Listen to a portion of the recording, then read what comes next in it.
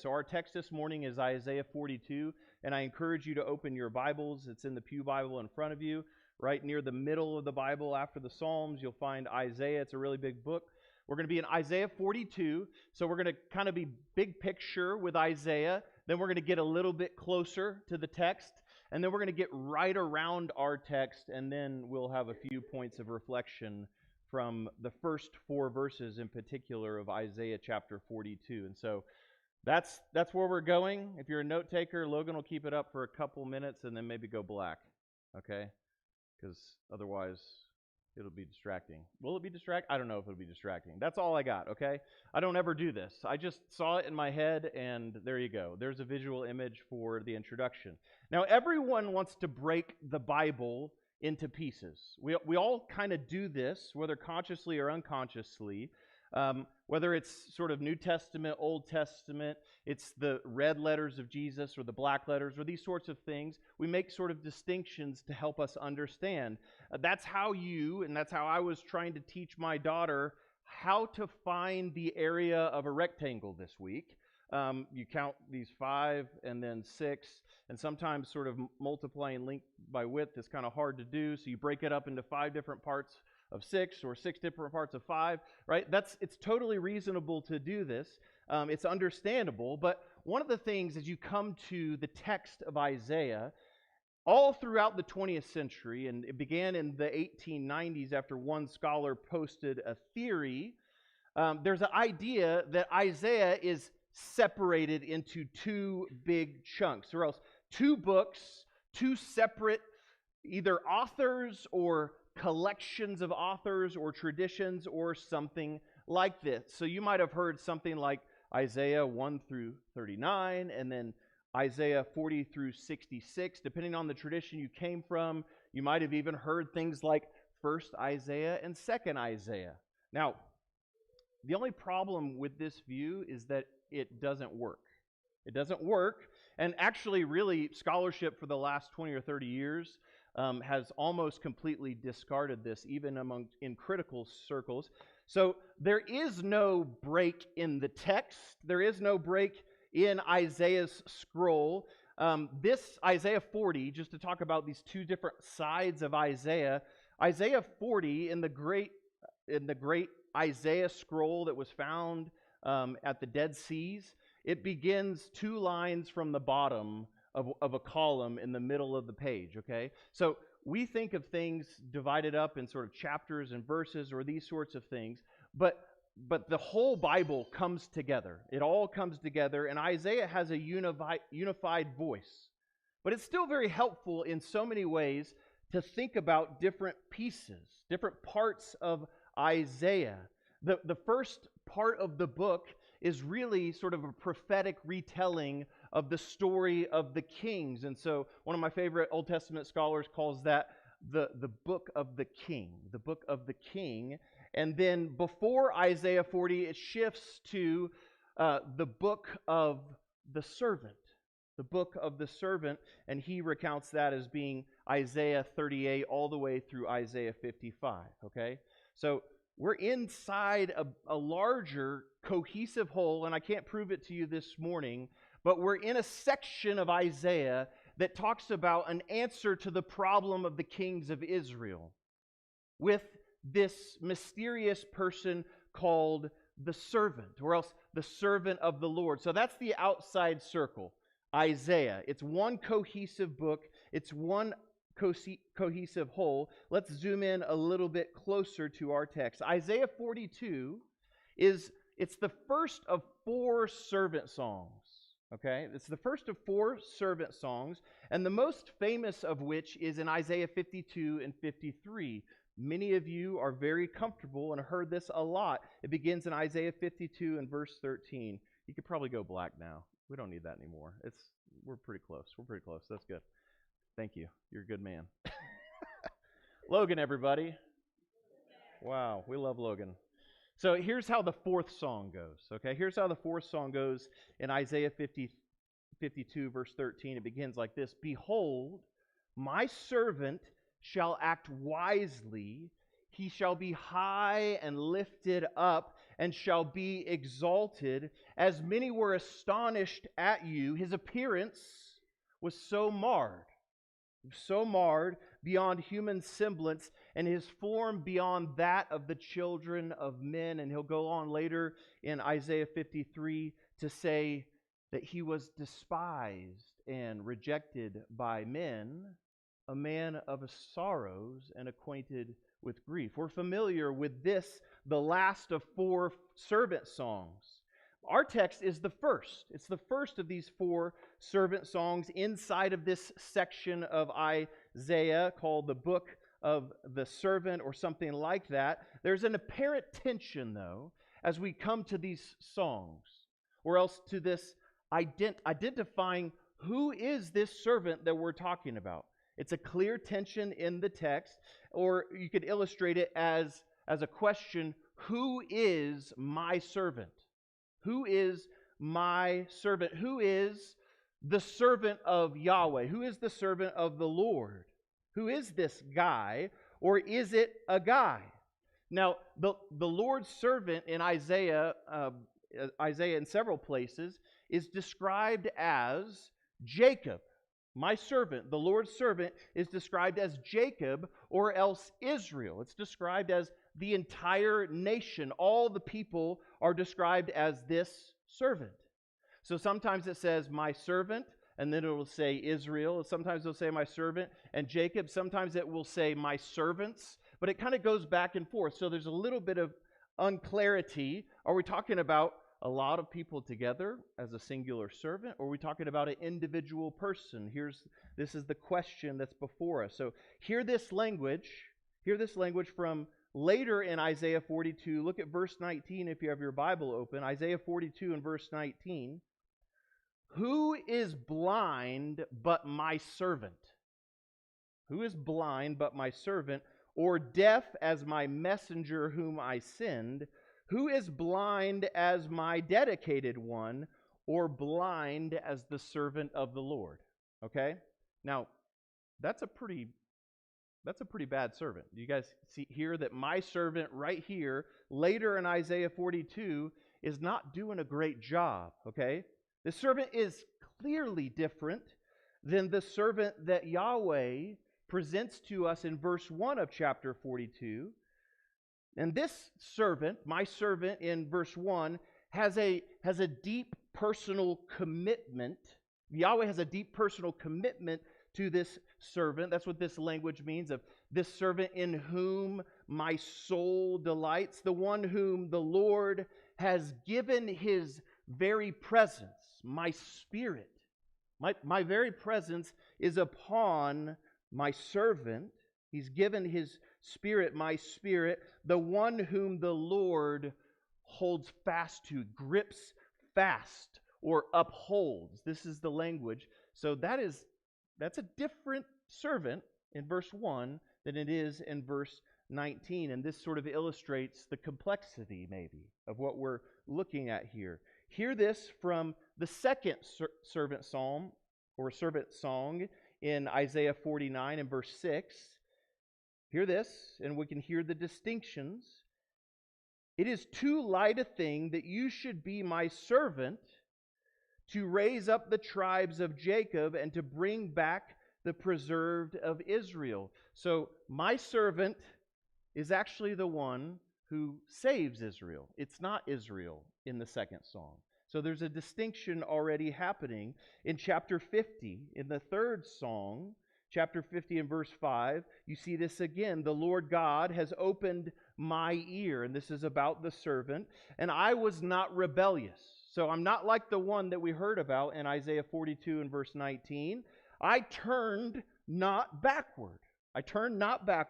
I gave my back to those who strike, and my cheeks to those who pull out the beard. I hid not my face from disgrace and spitting. So you can hear the anticipation of what will be the final servant psalm, the final servant song. But it's clear in this text that we're not talking about a bunch of people together as a servant. We are talking about one person. One person here. It's very clear language that he's going to be stricken. He's going to be strike. They're going to pull out the hairs of his beard, and he was not going to turn back from that. He was not going to turn backward. And back to Isaiah 53, this is our final servant psalm. Therefore I will divide him, and this is the servant, a portion with the many, and he shall divide the spoil with the strong, because he poured out his soul to death and was numbered with the transgressors. Yet he bore the sin of many and makes intercession for the transgressors. And so here you can see the difference between what looks like a singular servant and a group of people who need rescue, that are sometimes talked about as the Son, or else sometimes talked about my servant, but they are not. They are not fulfilling this anticipation. And so the history of interpretation goes well before the New Testament, where Jewish scholars were looking for not just sort of the nation as a whole to be the faithful servant, but for a singular servant. And you can see actually all over this, I don't want to get into all this. There's long books in the history of interpretation about Cyrus as this singular servant. So a Persian Gentile king who delivers the people from exile back into the land. A lot of Jewish tradition says he was the servant. He was the singular servant that we're looking for. And so there's a lot to go into there, but the servant is coming into view. A singular servant. The nation. So let me just speak a little bit more plainly here. The nation doesn't bring the nation back to God, in other words. That doesn't make sense of this text. Jesus, and this is clear all throughout the New Testament witness, especially in Matthew 12, but in many other places, he is the singular servant.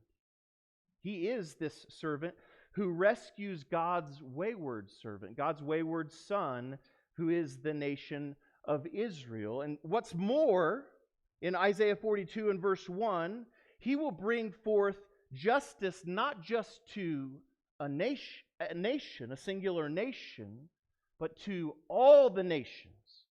So our psalm, our servant song, begins with a widening of the expectation of redemption in verse 1. He will bring forth justice to the nations. And later in verse 4, at the end of verse 4, he says, and he repeats this phrase again, he has established justice in the earth.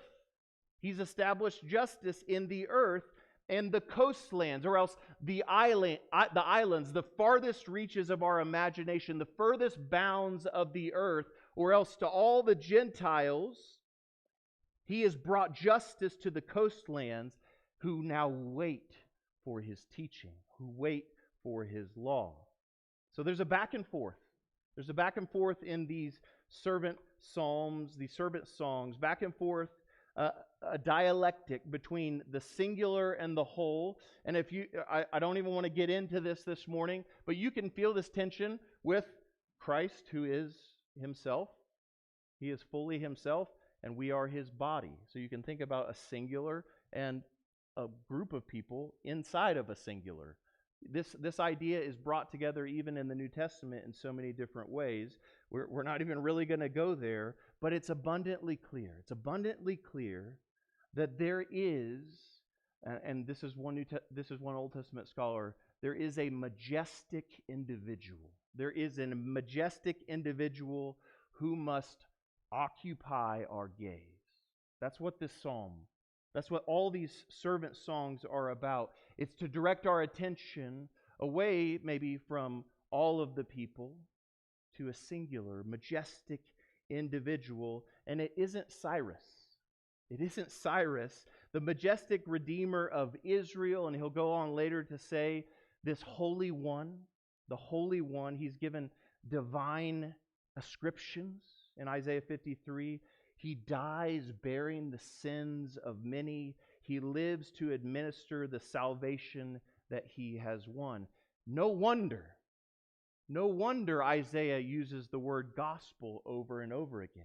All of this is from Isaiah, and all of this is about Jesus our King. So we're getting a little bit closer to our text. We're almost done with the introduction. We're almost to the text itself in Isaiah 42 and verse 1 through 4. But this first servant song is about a servant who brings justice.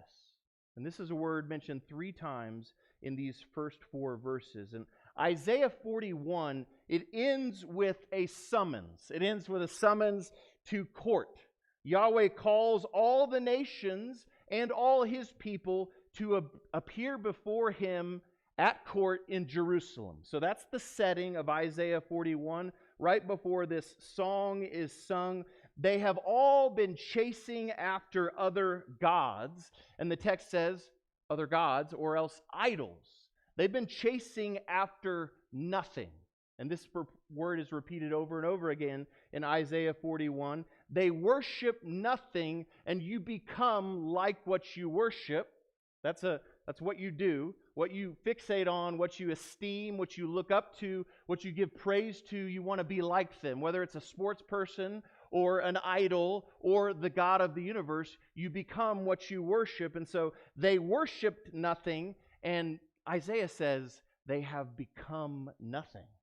They have become nothing. Isaiah 41 and verse 24, look at this. Behold, you are nothing. This is the courtroom description, and your work is less than nothing. Ouch. Later in verse 27, Yahweh says that I was the first to say to Zion, behold, here they are, and I give to Jerusalem a herald of the gospel, a herald of the good news, but when I look, there is no one. There's no one to herald good news in this courtroom scene, to proclaim good news of the gospel. Among these, there is no counselor who, when I ask, gives an answer. So there's nobody in the courtroom who can give any good news. It's all bad news. Everyone is nothing, and all of their works amount to less than nothing. It's a pretty grim indictment. In verse 29, right before our text, look at this scene. Behold, they're all a delusion. They're all a delusion. Their works are nothing. Their metal images are empty wind. So we're getting much closer to our text. This is the courtroom scene. This is the context. There's a summons, and the charges, which are pretty damning charges, the judgment, it's all very clear. Right? Everyone knows that they're guilty in this courtroom. Everyone in the courtroom, even the counselors, there's nobody who brings any good news. They're delusional. Everyone and everything is empty. That's the language. It's without substance. It's formless. It's void. It's uncreated. It's destroyed. And everyone keeps repeating the same delusions over and over again, expecting a different result. Isaiah 42 and verse 1. Here, the first verse of our text this morning. Into this context, look, behold, not a bunch of nothings, not a bunch of deluded people. Behold, my servant, whom I uphold, whom I give my. It's not about giving my strength as so much as it's I have the rights over him. I have the rights over him. He is my servant. I keep him for myself. This is my ambassador. Okay? He is very closely identified with Yahweh, whom I uphold, my chosen one, in whom my soul delights. I have put my spirit upon him. My very presence is with him. He will bring forth justice to the nations. To the nations. He will faithfully bring forth justice. Here's the question of our text. This is what our psalm, or this song in the midst of Isaiah, answers. Who is this servant? Who is this servant? What does it look like for the servant of Yahweh to faithfully bring forth justice? So he's entering into this very broken and messed up courtroom with a bunch of messed up people. And he comes and he says, stop looking at all that mess. Look at my servant. Behold, look at my servant. Who is this servant? What does it look like when he brings justice into this room? I can imagine what I might do in this. I might be like Judge Judy. Is there a newer judge, a new famous judge? I would be like, oh my goodness, these guys are all a wreck. I mean, one of them I got to judge in favor of one of them, like that would be my inclination. If I were a wise judge, I would walk in and go, yeah, they're all doomed. But who is this servant? How does he bring forth justice? That is the question of our text before all of these clearly guilty people. The servant of the Lord, the one who comes with the very presence of God, not just to one nation, not to just a wayward son, but to all the nations, into all the earth, all the coastlands, the one who brings justice. He is, in other words, he is the judge. He is the judge of the living and the dead. When he comes into the courtroom in Jerusalem to declare the gospel, to be the counselor that we all desire, to declare good news, he doesn't come with a list of charges, as we might expect. And surprisingly, all we get in this psalm is a twofold description of not charges against all of us nothings, but of the character of the judge, the character of the counselor, or else who is the servant of the Lord. And this is what we hear, a twofold description of his character. So the first point is this, and it is from verse 2. My servant, or else Jesus, is not self-assertive. Okay? Write this down. It's very important. He is not self-assertive. Look at verse 2. This is the servant who enters into this scene, and he brings justice with him. He will not cry aloud or lift up his voice or make it heard in the street. He will not cry aloud or lift up his voice or make it heard in the street. So these are three different verbs that there are distinctions between them, but they have a cumulative effect. And the effect is this: my servant is not self-assertive. What does that mean in part? He's not coming into the room shouting. He's not loud and bombastic like me. He's not shouting.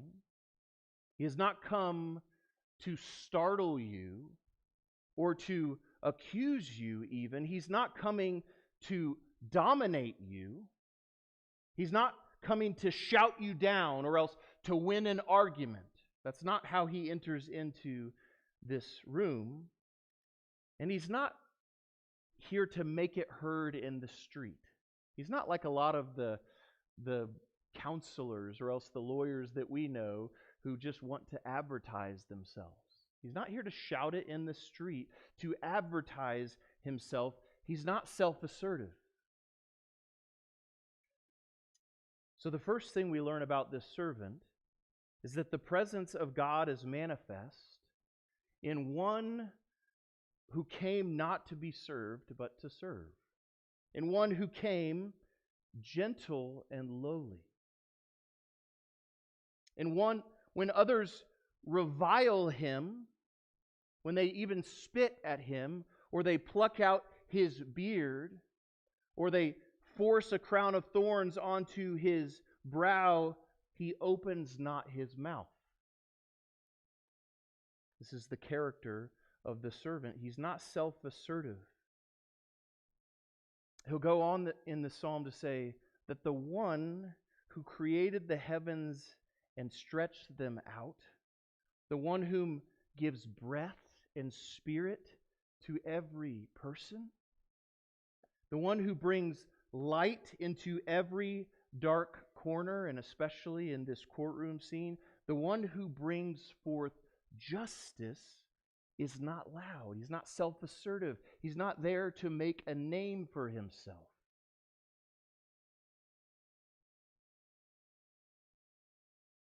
How can Jesus, the servant of the Lord, look upon all of these vain idolaters who have come to nothing, to all these loud and scornful, and some of them are quiet and shameful, but all of us are broken and lost? How can he be gentle in that context? Isaiah 42 and verse 8, I am the Lord, that is my name. I am the Lord, I am Yahweh, that is my name. My glory I give to no other, nor my praise to carved idols. Look, behold, the former things have come to pass, and new things I now declare. And we could think of a medley of these servant psalms. What is a new thing that I now declare? What is this servant song ending with? That he was oppressed and he was afflicted, and yet he opened not his mouth, like a lamb that was led to the slaughter, and like a sheep that before its shearers is silent, so he opened not his mouth. You hear this over and over again. He's not coming to be self-assertive or to be loud or bombastic or to shout you down or to accuse you. No, he enters as one who poured out his soul to death and was numbered with the transgressors, and he bore the sins of many. He bore the sins of many, and he makes intercession for their transgressions. This is the gospel. This is the gospel according to Isaiah. The servant, my servant, Jesus, is not self-assertive. And my last point, this comes from verse 3, he is not dismissive. He is not dismissive. Jesus is not dismissive. Look at verse 3. A bruised reed he will not break, and a faintly burning wick he will not quench. A bruised reed. And so the image is a reed that might even appear hard on the outside, but on the inside, like a bruise, it has become weak. It's flimsy. It's very broken on the inside. A bruised reed he will not break. He will not break. And a faintly burning wick, I always think of a smoldering wick. That's how I remember this verse. A smoldering wick he will not quench. So a light that's just about to go out. All the oil is gone. Outwardly, you see it flickering. It's about to die out. He will not quench. So hear this and picture this even. When justice himself, when the justice of our God, Yahweh, is brought forth in Jerusalem, when the servant judge, when Jesus takes his seat in the courtroom, when he is highly exalted in this place, he does not look down upon all of these nothings, all of these useless ones, all these ones who have been uncreated. He doesn't look down upon them. He doesn't dismiss those who are beyond repair, who are just about to completely and utterly break. The bruised reed, he will not break. He will not break. The first part of this is it's clearly referring to internal wounds. A bruise is internal. It's not always apparent on the surface. He will not dismiss the broken and the bruised. Justice entering into the room is careful. It's attentive to deep wounds. Jesus will not quench a smoldering wick for those who think that they aren't useful. For those who think or they have grown faint, they're about to go out. They're past their prime even. They're not useful anymore. They think they are too far gone. They're too far for redemption. He doesn't dismiss even these. He pours his oil of gladness over this faintly burning wick, this smoldering wick, and he brings it back to light. He pours oil on the fire to burn bright again. Isaiah 42 and verse 4. He will not grow faint. He will not burn low. This is the same kind of language, like a smoldering wick. He will not fade out. He will always burn bright for you. He will not be discouraged. You could translate this as he will not easily bruise. He is able to bear all of the bruising. He will not easily bruise till he has established justice in the earth. And the coastlands wait for his teaching. Here's the reality of the courtroom, and this space, this church this morning feels in some ways like a courtroom, but all of our lives is this. We recognize that we are all by ourselves a bunch of nothing that come to nothing. Most people, and I say most people, I mean starting with me, are delusional. We think we could repeat the same things over and over again and get a different result. And we give up. We give up almost immediately. When it gets hard, when we fall down, when we're smoldering, when we're bruised, we give up. He does not give up easily. He does not give up. The most patient person, so I want you to imagine the most patient person among us. Every day, they throw up their hands multiple times a day in discouragement. He does not grow discouraged. Jesus will not grow faint. You're not too far gone. He will not burn low. He will burn brightly for you, and He will light the flame in you again. God will not grow tired of you. He is patient. He is more patient than you can ever imagine. He will not grow weary. He will not stop until He has expanded this patience throughout the ends of the earth for all people. This is gospel. This is good news. He will redeem and restore and bear up and heal.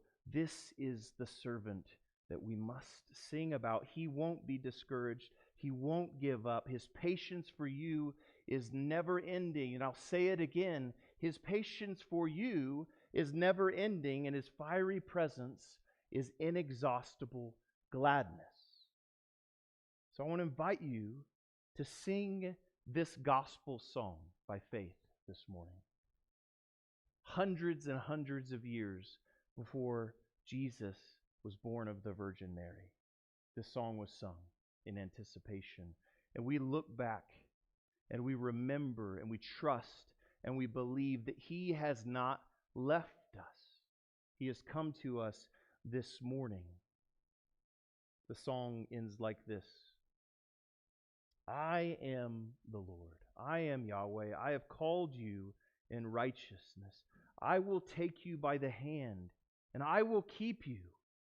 I will give you as a covenant for the people, a light for the nations, to open the eyes that are blind, to bring out the prisoners from the dungeon, from the prison, those who sit in darkness. I am the Lord. That is my name. That is my name. My glory I give to no other, nor my praise to carved idols. Behold, look, pay attention to my servant. The former things have come to pass, and new things I now declare. Before they spring forth, I tell you of them. He is here. Christ has come. He is here. And we sing by faith this morning to our servant King. In the name of the Father, and of the Son, and of the Holy Spirit. Amen.